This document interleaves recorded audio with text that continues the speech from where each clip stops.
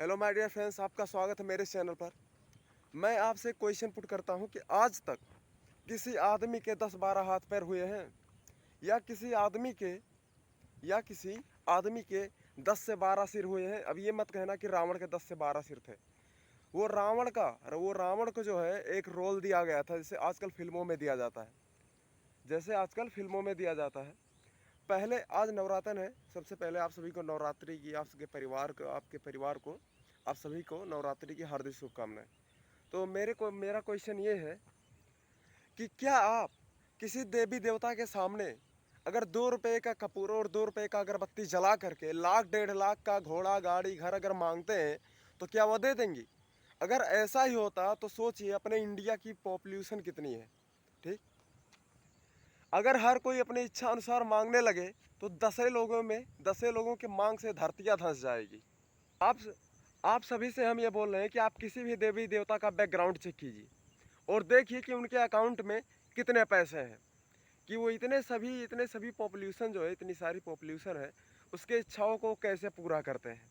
हमारा तो आज तक पूरा नहीं हुआ, क्योंकि हमारी इच्छाओं को हमारे माता पिता पूरा करते हैं, ना कि कोई देवी देवता। हमारे लिए सबसे बड़े देवी देवता हमारे माता पिता हैं। अच्छा चलिए, एक कॉमन चीज़ सोचिए कि क्या पहले जो सतयुग था उस समय जो है ब्रह्मा जी, कोई भी युग रहा हो, आई डोंट केयर, लेकिन पहले जो ऐसा था कि देवी देवता इंसानों को बनाते थे, लेकिन आज ये हो रहा है कि इंसान देवी देवताओं को बनाने लगे हैं। हम ये नहीं समझ पा रहे हैं कि ये जो 32 हाथ पैर 10-12 सिर ये सभी देवताओं के ही क्यों हैं, मनुष्यों के क्यों नहीं है? मनुष्यों के पास क्यों नहीं है? मैं ये नहीं समझ पाता हूँ कि दुर्गा जी की शक्ति, उनकी तलवार, उनके तीर धनुष, उनके इन सभी शक्तियों का जो है प्रमाण सभी टीवी सीरियल और मोबाइल तक ही क्यों रह जाता है। मैं दुर्गा जी की बात नहीं कर रहा, कोई भी हो, इंद्र हो या शंकर जी हो, शंकर जी के त्रिशूल का जो है प्रमाण, उनकी शक्तियाँ सिर्फ टीवी और सीरियल तक क्यों रह जाती हैं, वास्तविकता में क्यों नहीं है? इंद्र के वज्र का प्रहार सिर्फ टीवी और सीरियल तक क्यों सीमित है? हमारा जो वास्तविक जीवन है इसमें क्यों नहीं हो पा रहा है?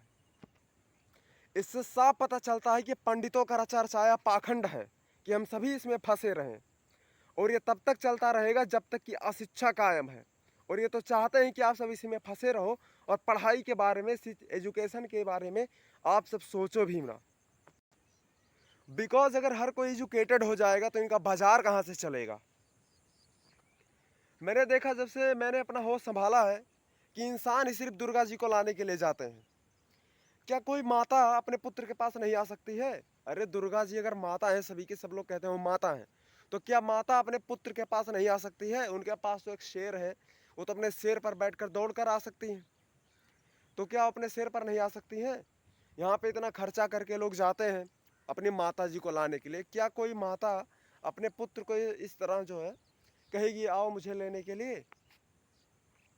जैसा कि मैंने पहले एक गाना सुना था कि बेटा बुलाए झट दौड़ी चली आए माँ, लेकिन यहाँ पर ऐसा नहीं हो रहा है। माँ बुलाती है और बेटा झट दौड़ा चला जाता है। माँ बुलाए बेटा झट चला जाए, ऐसा होता है। ट्रैक्टर ट्राली उठाए, डीजे उठाए और चले गए।